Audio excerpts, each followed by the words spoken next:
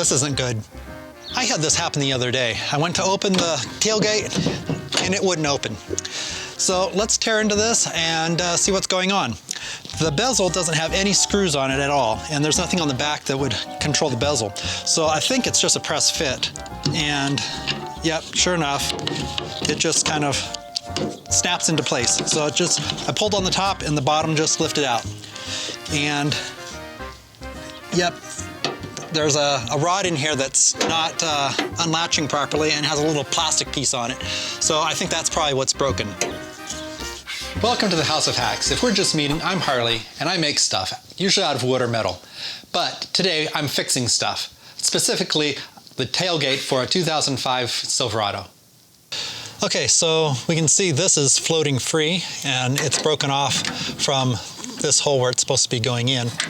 So to take this off, all I'm going to do is rotate this down, and then it just slides off the back of the rod. And here's a good one, and you can see that piece that's broken off.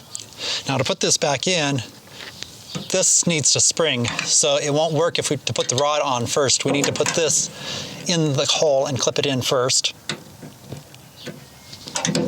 like that, and then slide the rod into it, and then the clip comes up like so. And we should be done.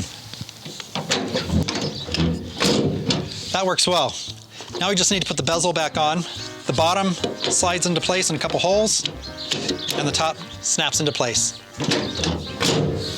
Cool, that works. That's all in all about 5 minutes worth of work once I knew what I needed to get done. I was able to pick up a lifetime supply of these clips. There were 5 red ones which go on the left and 5 green ones which go on the right. And these were less than $7. So now, if this ever fails again in the future, I have plenty on hand. I'll leave a link to those down below in the description. Over here on this side, YouTube has some videos that it thinks you'd enjoy. You can go check those out. And until next time, go make something. Perfection's not required, fun is.